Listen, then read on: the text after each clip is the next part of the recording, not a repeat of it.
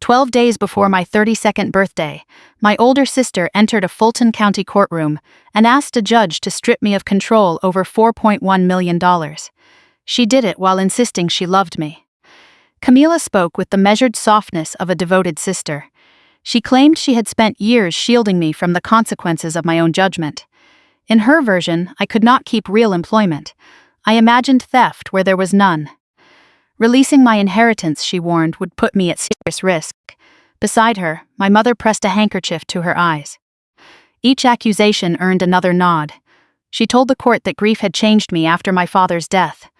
Camila, she claimed, was the only person in our family responsible enough to protect his money. I remained silent. I did not challenge their attorney when he described me as irrational, reckless, and incapable of making sound financial choices. Across the aisle, Camila kept one manicured hand on a thick guardianship folder. She looked serene. As though the hearing were a final formality. As though my inheritance already belonged to her. She did not know a sealed packet had reached the judge before court began. It held payroll records, forensic findings, deleted file histories, and evidence Camila believed was gone. It also confirmed a truth about my career that my relatives had treated as a joke and never verified. The judge read quietly. Then she closed the packet, leaned forward, and fixed her eyes on my sister. "Miss Navarro, do you have any idea what your sister actually does?" Mom stopped crying. Camila lost her smile. "Before I explain how the room turned against them, share where you are hearing this story and describe the weather outside. I often wonder how far a story about betrayal, greed, and patience can reach. To understand why Camila wanted me labeled incompetent, you need to know what was due to happen on my 32nd birthday. My father, Rafael Navarro, built Southern Cross safety systems from a cramped storefront in Aurora into a regional distributor serving factories, airports, and construction firms across the Southeast. Dad never performed wealth. He wore faded work shirts, drove an aging charcoal pickup, and carried coffee in one dented thermos for nearly 15 years. He remembered which warehouse clerk had a sick husband and whose daughter had started college. People worked hard for him because he noticed them. Camila preferred being noticed herself. She was 8 years older than me, tall and polished, with a platinum bob that never seemed to move. She loved private dinners, rooftop fundraisers, and rooms where someone introduced her as a visionary. Once she finished her MBA, Austin became home, and she launched Vela Ridge Capital. The firm backed boutique hotels, luxury fitness brands, and eco-lifestyle startups. Our mother, Marisol, saved every flattering article about Camila. Those glossy profiles proved in Mom's mind that one daughter had inherited Dad's ambition. The other, she decided, had merely picked up Dad's preference for quiet numbers. That was me. My name is Elena Navarro. I worked from home for Rowan and Pike Integrity Group, an Atlanta firm that investigated complex insurance losses and financial misconduct. I was a senior forensic claims accountant. I rebuilt payment trails, tested altered ledgers, and found fabricated vendors for companies facing major losses. Most assignments were confidential. I could not discuss clients, claim values, or active investigations over family dinner. Camila used that silence to reduce my career to something small. She told relatives I did minor accounting projects online. She said I spent my days overthinking receipts. I had stopped correcting her. Facts rarely mattered once she preferred her own version. 5 years before the hearing, Dad suffered a fatal aneurysm at an industrial safety expo in Nashville. There was no bedside warning, secret confession, or final clue. He left paperwork, careful paperwork. Camila received voting control of the family company. A different trust was established for me using life insurance, municipal bonds, and investments Dad had kept outside the business. Its value was about $4.1 million, payable when I turned 32. Dad explained the split in a letter. Camila had already received equity, access, and a career through the company. He hoped I could create something of my own without seeking anyone's approval. Camila called the plan unfair. She also knew that contesting it would expose how much more she had already been given. For several years, she complained and moved on. Then she returned to Georgia. Camila announced that Vela Ridge was opening a Southeast office and that she would become chief financial officer of Dad's company. She called it expansion. It was damage control. 2 boutique hotel projects had failed. A recovery club had stopped paying lenders. A sustainable travel startup had consumed investor cash without launching. People who once praised Camila's instincts wanted their money back. She told us none of that. Instead, she routed company funds through 3 Texas consulting firms. They billed Southern Cross Safety for market research, supplier strategy, and executive development. Almost none of the work was real. Money left Dad's business, passed through those vendors, and returned to accounts tied to Vela Ridge. Camila divided the transfers into smaller sums that avoided additional review. As the annual audit approached, the shortage stood near $2.35 million. She needed replacement cash before anyone examined the vendor records. My trust could cover the whole. 10 months before my birthday, the trustee received a supposed amendment allowing Camila to direct my inheritance if I lost mental capacity. The trustee refused it. Dad's signature appeared pasted in. Several dates conflicted with estate records. The file claimed to use an online signing platform, but no verification certificate existed. Camila changed tactics. Suddenly, she wanted to discuss my anxiety. She asked whether I still saw a therapist, why I had moved among 3 client matters in 18 months, and whether fraud work made me feel watched. Mom encouraged me to answer honestly, so I did. Panic attacks had followed Dad's death. Counseling had helped. My work had trained me to notice patterns other people missed. Every truthful answer became material. Camila told family friends I was consumed by imaginary schemes. She said I could not maintain steady work. She used my quiet Brookhaven apartment as proof that I had withdrawn from life. Mom backed her because Camila paid the taxes, insurance, and repairs on the Buckhead house where she lived. If Camila lost the company, Mom feared she would lose her home and everything familiar. I still did not understand what they were constructing. Then, 7 weeks before my birthday, a process server met me outside my building. The papers sought a declaration that I lacked legal capacity and requested Camila be placed in charge of my property. They had not been concerned about my health. They had been assembling a case. The petition reached me at 8:40 on a Tuesday morning. 15 minutes later, I was supposed to brief an insurance carrier about a 7-state warehouse fraud claim. Instead, I stood in the lobby reading a document that described me as jobless, emotionally unstable, careless with money, and trapped inside false beliefs about my own family. Attached to it was an evaluation from Dr. Graham Mercer. I had spoken to him once. Mom had arranged the video appointment and called it a family counseling session. The call lasted 47 minutes. Dr. Mercer barely asked about my income, housing, taxes, or the fact that I had supported myself since I was 20. He focused on Camila. Why did I distrust her? Why did I question company payments? Did I believe she concealed financial information? At the time, I thought he was trying to understand the tension between us. His report told a different story. He wrote that my suspicions could reflect a fixed pattern of distorted thinking. He suggested that sudden access to substantial wealth might expose me to manipulation, reckless choices, or financial harm. The court did not immediately give Camila my trust.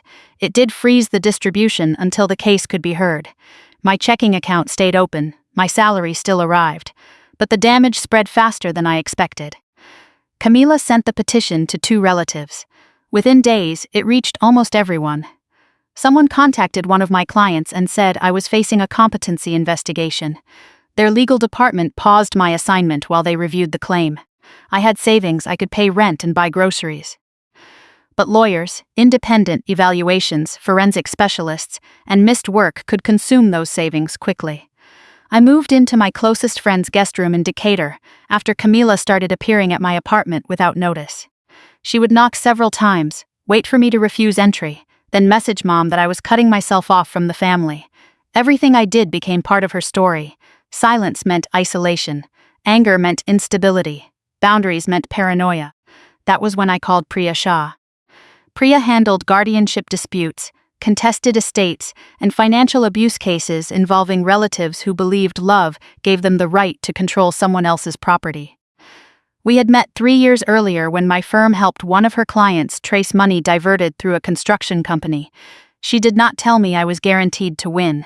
She read the petition twice, placed it flat on her desk, and said Camila had built a convincing emotional narrative. A grieving younger daughter had become withdrawn and suspicious. Her successful older sister wanted to protect her. Their frightened mother agreed. A licensed psychologist supported them. Priya said we would lose if we tried to beat their performance with a more dramatic performance of our own. We needed documents, records, dates, facts no one could cry away. We began with the trust amendment. A forensic document examiner opened the file history and found that it had been created 4 months after Dad died. The original author was not Dad's estate lawyer. It was an account issued to Camila at the Austin office of Vila Ridge Capital. An earlier copy was labeled Elena Asset Control. Dad's signature had come from an equipment supply agreement he signed years before his death. Someone had isolated the image, adjusted its size, and inserted it into the amendment. The document claimed to have been completed through a secure digital signature platform. That platform had no matching transaction, no identity check, no audit trail, no signing certificate. Then we followed the payments. Priya subpoenaed records from the 3 firms billing Southern Cross Safety Systems. All 3 used the same mailbox outside Round Rock, their numbers routed to one virtual receptionist. Their websites had been created within weeks of each other. Funds moved from Dad's company into those businesses, then resurfaced in accounts connected to Vila Ridge. The payments were repeatedly divided into amounts that stayed below Southern Cross's enhanced approval threshold. Together, they accounted for the $2.35 million gap. Dr. Mercer's report came next. Camila claimed Mom had paid for my evaluation. She had not. The invoice had been covered by Blue Mesa Advisory, one of the Texas vendors receiving company money.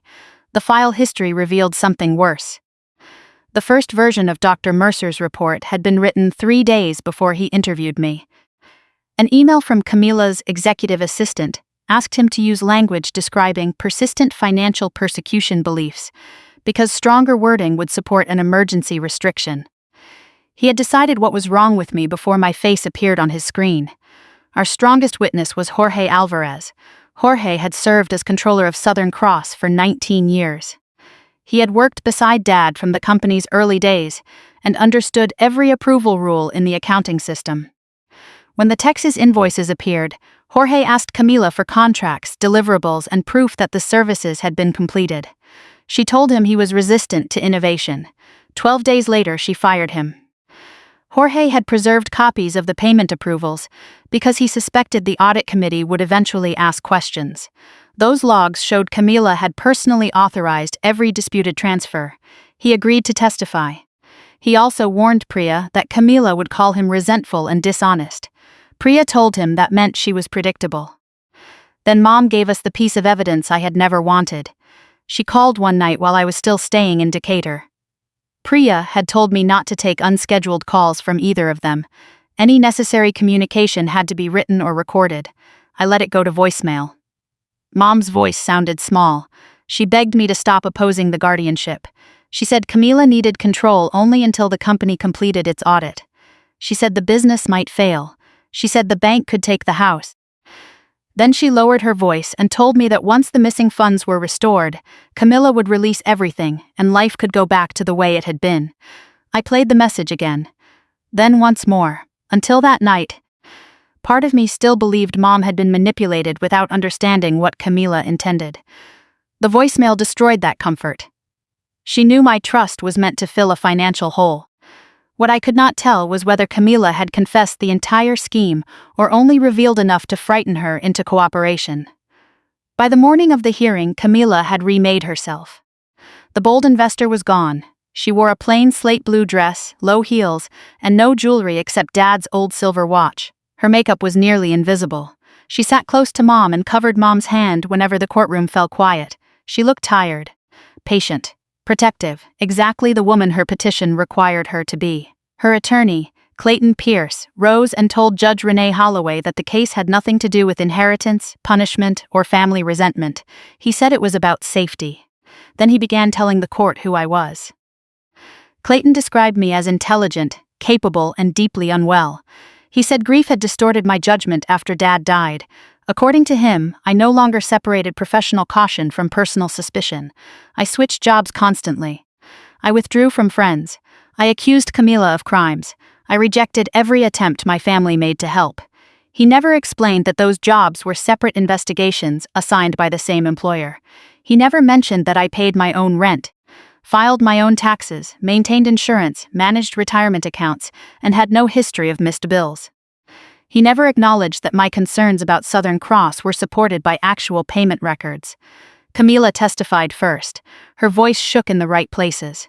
She said she did not want my inheritance. She claimed she would prefer an independent professional to manage it, provided the court acted before I harmed myself financially.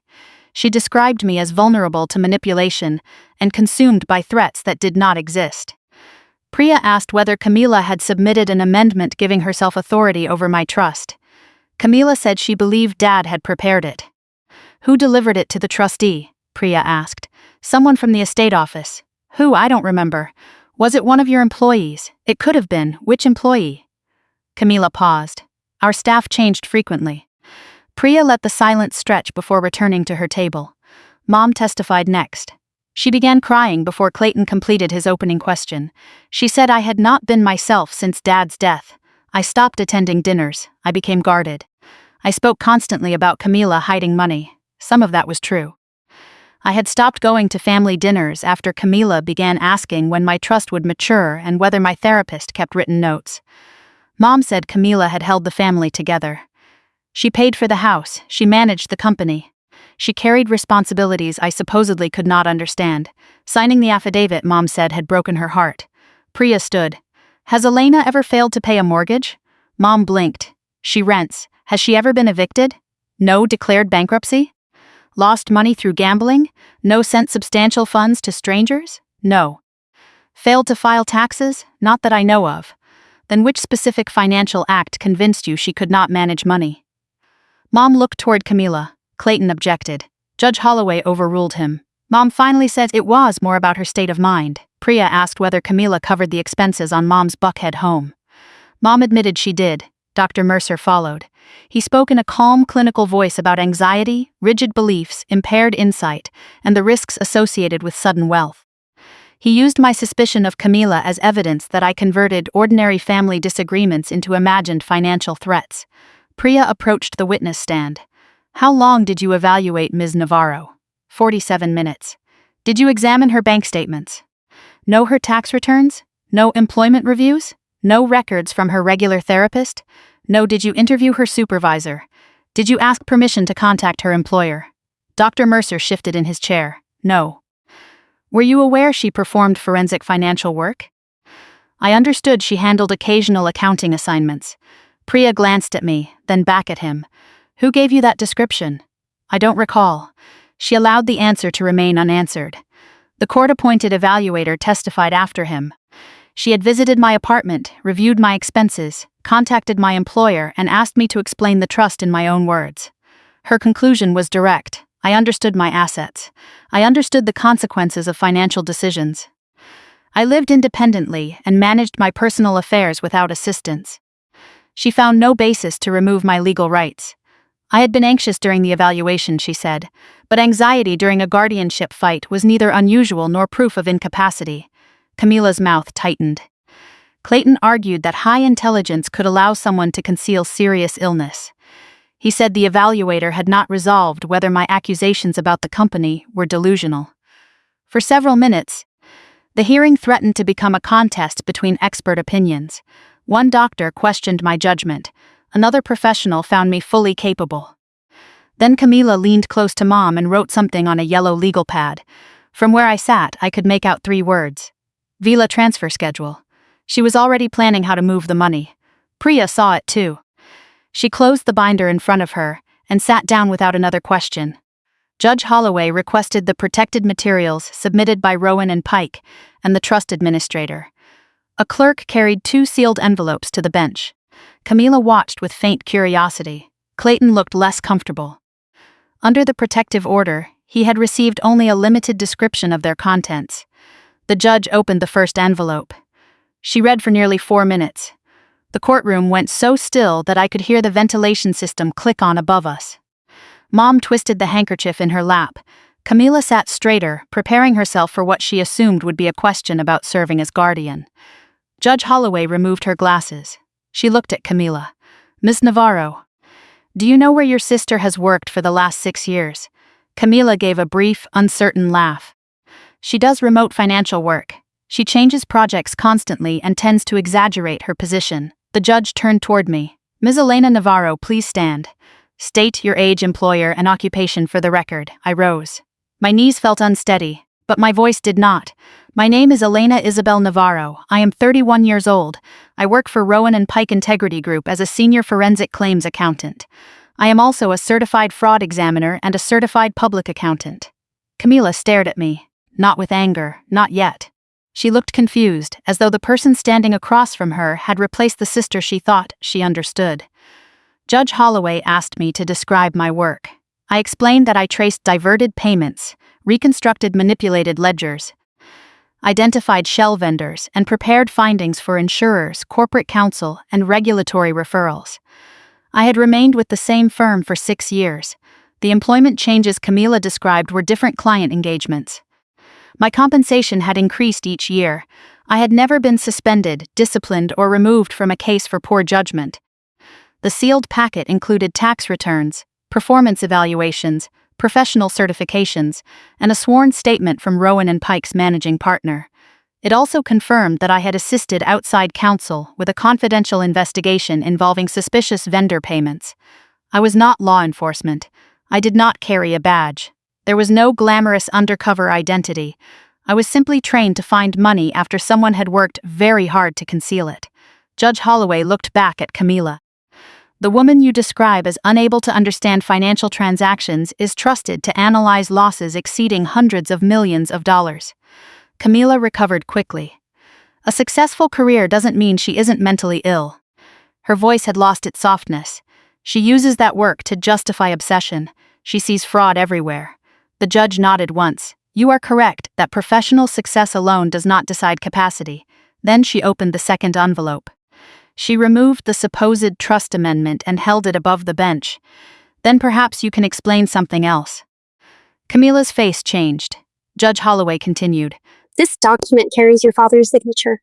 Why was the electronic file created 123 days after he died? Clayton turned toward Camila so fast that his chair struck the table behind him. He told her not to answer. Mom lowered the handkerchief. For the first time all morning, she had no tears left. Camila said she had never examined the file history. She claimed an employee must have prepared the amendment from documents Dad left behind. Judge Holloway asked for the employee's name. Camila could not provide one. The judge looked down at the record again. Why was an earlier version titled Elena Asset Control? Camila stared at the document. And why was it created under a Vela Ridge account assigned to you? For the first time that day, she had no immediate answer. Clayton requested a private recess. Judge Holloway granted 15 minutes, but ordered everyone involved in the case to remain on the courthouse floor. The moment we entered the hallway, Clayton pulled Camila away from Mom. He spoke quietly, but his anger carried. I could not hear every word. I heard enough. Forgery, disclosure, what else haven't you told me? Mom stood several feet away, looking at me as though I had changed shape. Why didn't you tell us what your job really was? I almost laughed, not because anything was funny. Because even then, she made my silence the problem. You never asked me, I said. You accepted whatever Camila said because her version made your choices easier. Mom looked down. Priya stepped beside me. The false amendment defeats their argument, she said. But the reason it was created matters even more. The doors reopened. Camila returned without the careful expression she had worn that morning. Her face was tight. The protective sister had disappeared. Priya called the digital examiner first. He explained that electronic documents retain a history. Creation dates, user accounts, devices, editing software, network addresses. The amendment had been created 123 days after Dad's death. The author field matched Camila's Vela Ridge login. Dad's signature had been extracted from an old supplier agreement, cropped, resized, and inserted into the new document. The file had been revised repeatedly from an internet connection, serving Vela Ridge's Austin office. Clayton suggested another employee might have used Camila's account. The examiner produced the final approval log. The document had been saved from Camila's personal laptop. Access had been confirmed through fingerprint authentication. Camila leaned toward Clayton and whispered. He kept his eyes on the witness. Jorge Alvarez took the stand next. He described nearly 2 decades overseeing Southern Cross's financial controls. He explained that large vendor payments required contracts, proof of service, and approval from designated officers.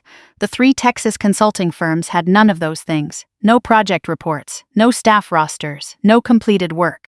No records showing that anyone at Southern Cross had received anything of value.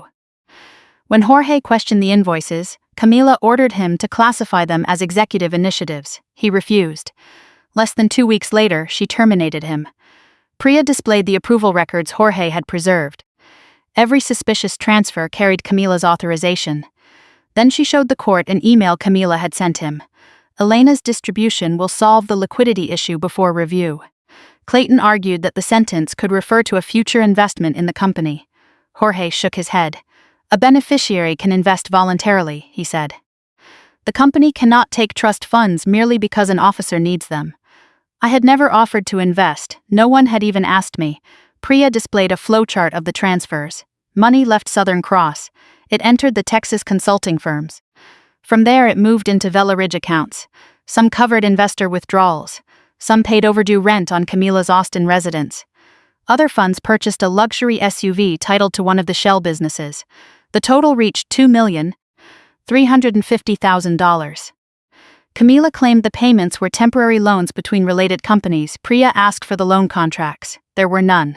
Repayment terms? None. Board approval? None. Disclosure to minority shareholders? None. Dr. Mercer returned to the witness stand. Priya showed him the $18,500 invoice for my evaluation. He admitted that his ordinary fee for a single assessment was much lower. The payment came from Blue Mesa Advisory, one of the vendors identified in Jorge's testimony. Dr. Mercer claimed he did not know who owned it. Priya opened an email. Camila's assistant had thanked him for helping the family secure its assets. Attached to the message was a draft report dated 3 days before our interview. It already contained my name. It mentioned Dad's death. It listed the value of my trust. It described my concerns about company payments as persistent financial persecution beliefs. Priya faced him. How did you reach that conclusion before speaking to Ms. Navarro? It was preliminary language. Based on what examination? It was a framework that identified a patient you had not met, doctor. Mercer adjusted his glasses. Priya continued. Did Camila Navarro request language strong enough to support guardianship? Clayton objected. Dr. Mercer answered before Judge Holloway ruled. She said the family needed decisive wording because Elena was about to receive an amount she could not safely control. The courtroom went silent again. Judge Holloway ordered the report, invoice, and correspondence forwarded to the state licensing board. Then Priya recalled Mom. She connected her phone to the courtroom audio system. Mom's voicemail filled the room. Her recorded voice begged me to cooperate. It said Camila needed the trust only until the audit ended. It warned that the company could collapse and the house might be lost. Then it promised everything would return to normal after the missing money was restored. When the message stopped, Mom covered her mouth. Priya approached her slowly. What missing money were you referring to? Mom, said Camila had described a temporary cash shortage. You knew the guardianship was intended to obtain Elena's funds. I thought it would be temporary. You signed an affidavit stating Elena could not understand financial documents. Did you believe that statement was true? Mom began crying again. She admitted I had always paid my own expenses. She knew I lived independently. She knew I had never required anyone to manage my accounts. Priya's voice remained level. Did you believe your daughter's legal freedom was worth exchanging for the house you lived in? Mom looked at me. I was scared. That was not my question. Mom's shoulders collapsed. I thought she would forgive us afterward. That answer hurt more than any lie Camila had told. Mom had not misunderstood the plan. She had decided the damage to me could be repaired later. Judge Holloway recessed briefly to review the evidence. When she returned, everyone stood. Her ruling was direct. The petitioners had not proved that I lacked capacity. The evidence showed the opposite. I understood my finances. I managed complex professional responsibilities. I lived independently. I made informed decisions. More importantly, the guardianship process appeared to have been used as a tool to gain access to my trust. Judge Holloway dismissed the petition. She dissolved the temporary restriction on my inheritance. She ordered the trustee to preserve all documents, communications, and transaction records connected to the attempted amendment. She also referred evidence of forgery, false sworn statements, and diverted company funds to state and federal authorities. Clayton stood and requested permission to withdraw as Camila's counsel. He said the evidence presented during the hearing created an ethical conflict. Camila shot to her feet. "This is ridiculous. They are turning ordinary business decisions into crimes." Judge Holloway ordered her to sit. Camila refused. A deputy stepped closer. Only then did she lower herself into the chair. When we entered the hallway, 2 federal agents were waiting with an assistant United States attorney. Their investigation into the Texas vendor network had been active for months. My work had helped outside counsel recognize the payment pattern, but Camila's forged amendment and courtroom testimony supplied evidence that the transfers were intentional. During the recess, a federal indictment had been unsealed. One agent approached Camila and told her she was under arrest for wire fraud, falsification of records, and unlawful diversion of corporate funds. Mom backed against the wall. Camila stared at the handcuffs as though they belonged to someone else. Then she looked at me. "You ruined Dad's company." I shook my head. "No, you used it to rescue your failures. Then you tried to take away my rights so nobody would discover what you had done." She called for Mom to fix it, to phone someone, to tell the agents they had made a mistake. Mom did nothing. For almost a year, Camila had tried to convince the world that I could not be trusted with money. By sunset, she was the one required to account for every dollar she had hidden. The criminal case continued for 16 months. At first, Camila fought every charge. She insisted the Texas payments were legitimate short-term advances. She claimed an unidentified employee had drafted the trust amendment without her knowledge. She suggested Jorge had altered records because he wanted revenge for being fired. That defense weakened each time investigators recovered another deleted message. On her laptop, prosecutors found a conversation with her assistant about moving my inheritance into what Camila called a family stabilization account. She wrote that the money could be returned before the trustee, auditors, or minority shareholders understood what had happened. In another message, she described my history of panic attacks as the simplest path to temporary control. Those words ended any claim that she had acted out of concern. She had studied my most vulnerable years and converted them into a business strategy. Faced with device logs, bank records, forged documents, and her own messages, Camila accepted a plea agreement. She received 8 years and 6 months in federal prison. She was ordered to repay Southern Cross Safety Systems, its minority owners, and investors who had been misled by Vela Ridge Capital. Her Austin townhouse was sold. Her investment accounts were seized. The luxury SUV disappeared at auction. After her release, she would be prohibited from serving as a corporate financial officer or soliciting investor funds. But losing the money was not the punishment that hurt her most. Camila lost control of the narrative. The public record now showed that the quiet sister she called delusional had identified the fraud correctly. The celebrated executive had forged a dead man's signature, diverted company funds, purchased a psychological opinion, and attempted to use a court to take away her sister's rights. Mom was not allowed to present herself as an innocent victim.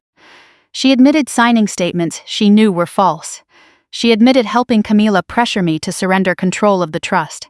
Because she cooperated with prosecutors and had not personally received the diverted company funds, she avoided prison. She received 7 months of home confinement, 4 years of probation, and a restitution obligation. She also lost the Buckhead house. Without Camila paying the taxes, insurance, and maintenance, Mom could not keep it. For nearly a year, she sent letters through Priya's office. Some contained apologies. Others explained how frightened she had been of losing the business, the house, and the life Dad had built around her. I answered one. I told her fear could explain why someone made a terrible choice. It could not transform that choice into an acceptable one. I was not ready to rebuild our relationship. I would not treat guilt as accountability, and I would not give her immediate access to my life, simply because she finally regretted what she had done. Eventually, we began exchanging occasional letters. The boundaries stayed firm. I learned that forgiveness and reconciliation were not the same thing. You can release some of your anger without reopening every door. Dr. Mercer faced a licensing investigation. His license was suspended, and he entered a civil settlement over the misleading evaluation and undisclosed payment arrangement.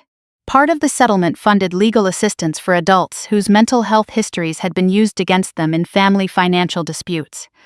That outcome mattered deeply to me. I never wanted anyone to hear my story and conclude that anxiety, depression, therapy, or medication made a person unreliable. I had suffered panic attacks. I had asked for help. Neither fact made me incapable of directing my own life. Treatment should preserve dignity. It should never become evidence that someone deserves fewer rights. When the trust was finally distributed, investment growth had increased its value to a little over $4.3 million. I did not leave my job. I did not buy a mansion. I did not purchase anything extravagant simply to prove I had won. I hired an independent fiduciary advisor who had no connection to my family or Southern Cross. Together, we built a long-term plan. I paid the legal expenses. I created a conservative investment portfolio and kept a significant emergency reserve. Then I used part of Dad's inheritance to establish the Navarro Financial Independence Initiative. We partnered with community centers, senior organizations, and legal aid clinics throughout Georgia. Our workshops taught people how to protect copies of wills, trusts, beneficiary forms, property records, and powers of attorney. We explained why no one should sign financial affidavits under emotional pressure. We showed families how to preserve emails, activate account alerts, request independent advice, and recognize professional conflicts of interest. We also taught an important distinction. Intuition can warn you that something is wrong. But serious accusations require records, qualified professionals, and evidence gathered legally. Our purpose was not to make people distrust everyone they loved. It was to help them understand that affection without accountability can become control. My career changed too. I remained at Rowan and Pike, but I stopped accepting every brutal assignment just to prove I was strong enough. I traveled. I returned calls from friends who had respected my silence without demanding explanations. I learned that family could be built through consistency, trust, and care, not only through blood. At our first public workshop, I watched an older man place copies of his estate documents into a secure case. A woman asked how to protect her mother from a cousin who kept demanding changes to her will. Then a younger attendee remained behind after everyone else had left. Her brother had gained access to her accounts by telling relatives that her depression made her irresponsible. She asked whether seeking treatment had destroyed her credibility. I told her no. Getting help was not a confession of weakness. It was evidence that she had taken responsibility for her health. That was when I understood what I had truly recovered. It was not only the trust, it was not my career, it was not even my reputation. I recovered the authority to define myself.